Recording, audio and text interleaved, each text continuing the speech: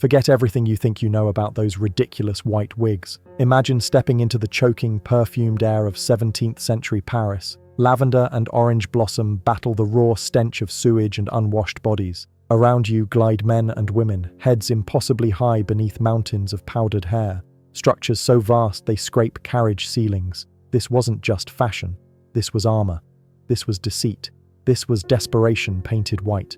Beneath those towering curls lay a secret history soaked in a terrifying plague, royal shame, and a society clinging to power by the strands of a lie. Buckle up, the truth is wilder, darker, and far more shocking than any costume drama. This isn't a quaint story about hairspray. This is the explosive tale of how a horrifying disease launched one of history's most bizarre and extravagant fashion crazes, and how a simple wig became the ultimate symbol of an empire built on appearances.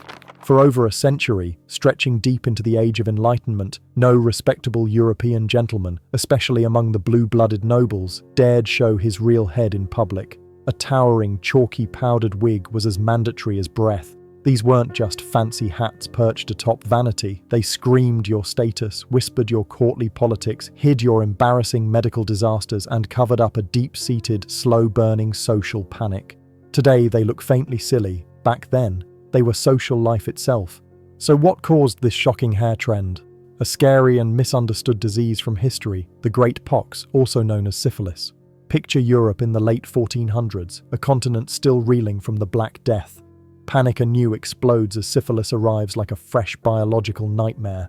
No antibiotics, no real medicine, only quackery, mercury baths, and fear and confusion. It started quietly, a painless sore, a barely noticeable rash. Then came the true horror, flesh rotting from within, limbs wasting to sticks, noses collapsing into grotesque ruin, and yes, thick locks of hair falling out in ugly, shameful patches. Victims weren't just sick, they were visibly marked for social death. In a world where your very looks equated to your power, losing your hair wasn't just embarrassing, it was an existential catastrophe. In the glittering, ruthlessly cutthroat courts of 17th century Europe, your face and coiffure was your entire fortune. Immaculate beauty and grooming screamed untouchable wealth, iron discipline, God-given nobility, even perceived moral goodness, and the ultimate status symbol, a thick, glorious mane of luxuriantly long hair, for both men and women, a shared currency of prestige.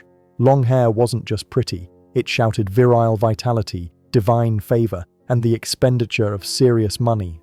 Your hair was your walking social resume. The better it looked, the higher you stood on the perilous ladder of favor. So when a disease as terrifying and whispered about as syphilis stole that sacred symbol, the fallout wasn't merely private pain, it was utter public ruin. Hair loss wasn't seen as bad luck or genetics. It was a blazing sign of moral corruption and sin.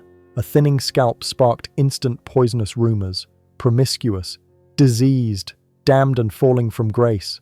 For nobles, whose whole identity and privilege was wrapped up in their looks, going bald meant losing your hard-won place in the world. The shame was paralyzingly crushing. Talking about illness, especially the shameful scourge of that kind, was socially forbidden. So people lied. They hid in plain sight. The solution didn't come from useless doctors. It came from clever craftsmen. Men started furtively hiding patchy scalps with increasingly elaborate hairpieces. Women ingeniously padded thin hair with false curls and extra pieces. But what began as a desperate cover-up rapidly exploded into a fashion earthquake that reshaped a continent's silhouette. Wigs weren't born from mere vanity, they were born from visceral terror and crippling shame, and in hiding the ugly truth, they changed history's very face. No extreme fashion rules without absolute royal approval. Enter history's ultimate image maker, King Louis XIV of France, the Sun King, whose very persona radiated calculated brilliance. His whole life was a dazzling show of absolute power. The blinding gold, the overwhelming palace at Versailles, the carefully manufactured image of eternal youth and invincible strength. Then, disaster struck while he was still a young teenager. His once luxuriant hair started falling out alarmingly. Baldness threatened to shatter the divine Sun King myth before it could solidify. Louis did what only a godlike king could. He built a new head of state.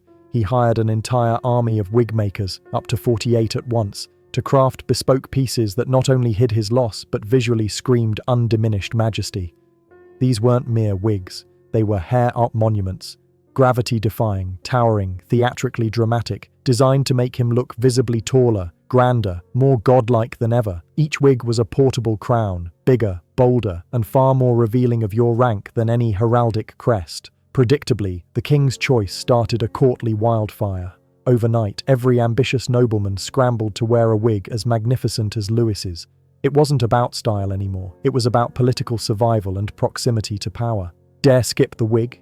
You were visibly rejecting the king and his entire court. The peruke, the aristocratic name for these wigs, became the mandatory uniform for anyone who aspired to matter. Fashion built on rotting, itching secrets, but under the liberal dusting of powder and perfect curls, wigs hid a dark, deeply unhygienic, practical truth. They were essential masks for the physically unspeakable. A good wig didn't just cover thin hair, it artfully hid oozing sores, syphilitic, blotchy skin, and gruesome scars left by syphilis or smallpox. They were literal shields against a cruelly judgmental world, projecting flawless elegance where disease had written brutal ugliness. And lice? Oh, lice were an endemic plague everywhere. Bathing was considered dangerous and thus rare. Combs were rarely dirty. Head lice thrived in the warm, powdered forests. Wigs offered a grim but pragmatic solution. Shave your head bald underneath. Then, you could simply boil the wig in lye to kill the bugs. Specialist wig makers became indispensable experts at cleaning, treating, and repowdering wigs, making them smell temporarily fresh-ish. Again, amidst the general miasma, think of it as a bizarre and necessary spa day for your exorbitantly priced fake hair. The wigs themselves became increasingly insane. The powder wasn't just stark white. Women rocked powdered clouds in violet, blue, grey, and powdered pastel pink extravaganzas. It was a veritable rainbow of deceit. And the powder, it wasn't just for show or scent. It effectively covered bad smells, artificially bulked up sparse hair, and cemented the crazy shapes in place. People used finely milled rice powder, cheap starch, delicate talcum, even abrasive chalk or scalding plaster of Paris. Ouch for the tender scalp. But the masking scent was key. Powders were lavishly soaked in lavender, rose, or pungent citrus oils. A desperate attempt to smell like a garden in a world without deodorant. A head crowned in scented hair was pure olfactory magic. The result? A society literally drowning in the weight and pretense of fake hair. The bigger the wig, the more powerful the lie it sustained. From kings to aspiring shopkeepers, all of polite Europe wore wigs. But size and expense mattered profoundly. The term bigwig comes straight from this era, meaning someone rich and powerful enough to afford the tallest, most ostentatiously ridiculous wig possible. It was a literal wearable status symbol. Taller hair, Schachter unquestionably higher rank. Wigs became so economically vital that France created an official exclusive wig makers guild, Corporation des Perruquiers, to control the booming trade. By the 1770s, nearly 1,000 professional wig makers toiled in France alone. A single bespoke court wig could cost more than a skilled worker earned in half a year. And once the elite wore wigs, everyone with means copied. Blacksmiths, merchants, prosperous craftsmen all started powdering up, strutting like minor lords. The nobles were scandalized and freaked out. For the upper class, this mimicry was a full-blown identity crisis, eroding their visual exclusivity.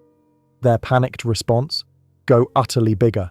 Glistening jewels, ostrich feathers, intricate miniature ships, even functional bird cages got piled onto wigs. Some women's hairpieces needed internal wooden scaffolding, just to stay upright. The madness knew no aesthetic or practical bounds. Even the revolutionary New World got caught up in the wiggy aesthetic. Look at portraits of George Washington. He seems the epitome of a wig wearer, right? Here's the fascinating twist. It wasn't. Washington had his own distinctive hair, naturally reddish-brown, tied back in a tight queue, ponytail, and meticulously powdered white to achieve the desired formal effect. He styled it deliberately to look like the imposing formal military wigs of European generals he sought to emulate and surpass. He borrowed the powerful image without the actual artifice of full fake hair. It was politically genius. The powdered style shouted old-world discipline and unquestioned command, perfect for a revolutionary leader forging a new nation while strategically nodding to old-world authority he simultaneously rejected.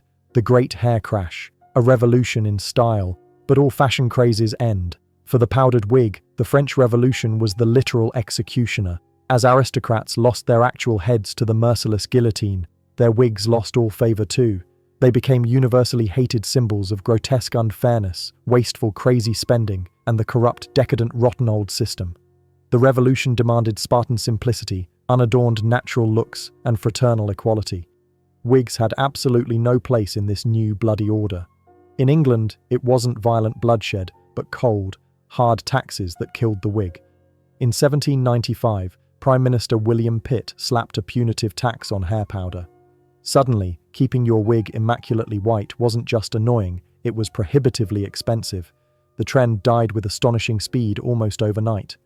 By the dawn of the 1800s, wigs were curious history, replaced by shorter, natural cuts deemed fitting the industrious new age. The powdered wig story is pure human drama, a turbulent mix of ingenious cleverness and profound vanity. It shows how fashion isn't just about fleeting art. It's often born from visceral disease, paralyzing fear, corrosive shame, and the primal hunger to belong and dominate.